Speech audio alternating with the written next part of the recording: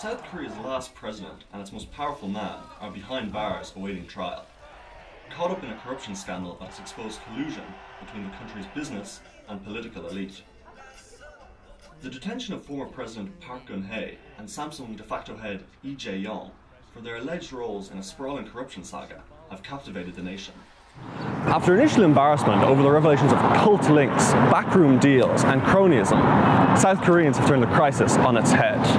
Emerging from the scandal is a surprisingly positive debate about democracy, transparency and the future of the nation. I think Korea stands at a historic crossroads. We are having political, security and diplomatic and economic risks at the same time. A presidential election will be held in early May, and at the heart of the debate is whether South Korea can put an end to the graft and cronyism that has so long afflicted the nation. The big business and politics, there's a long history behind the two being significantly integrated. In the past, it was the government, the politicians that led. The business sector was like the executive arm. Now it is the business sector that is leading, actually influencing the politicians. It's difficult to overstate the presence of Samsung in South Korea.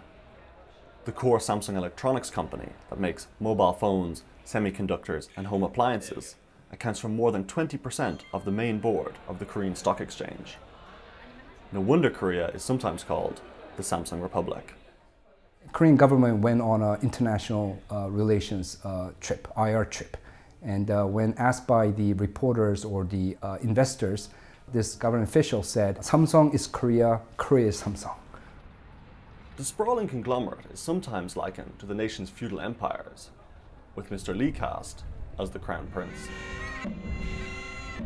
The company has come under increased fire in recent years for its opaque ownership structure and claims that it supported the interests of the founding family over minority shareholders. Mr. Lee had promised reform, but his trial may put an end to that. Samsung declined to participate in this video and tried to stop us filming this protest outside their head office. They have previously denied that Mr. Lee had committed any crime. I don't think he or Samsung has shown any reform. If you take a look at all the outside directors, they were not really independent outside directors. And because their lack of independence, they led to this merger of Samsung, CNT and GL industry, which brought up all this scandal.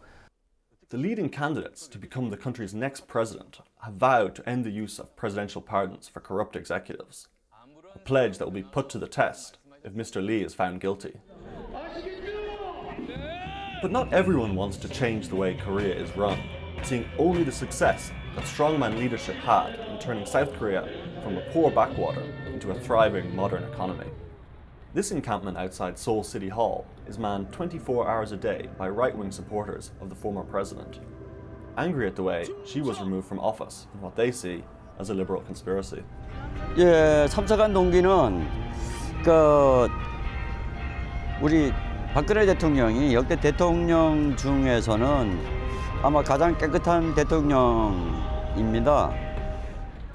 For the younger generation, however, brought up without the memory of war, an authoritarian leadership style is no longer acceptable, and the Park impeachment feels like a pivotal moment in the country's political development.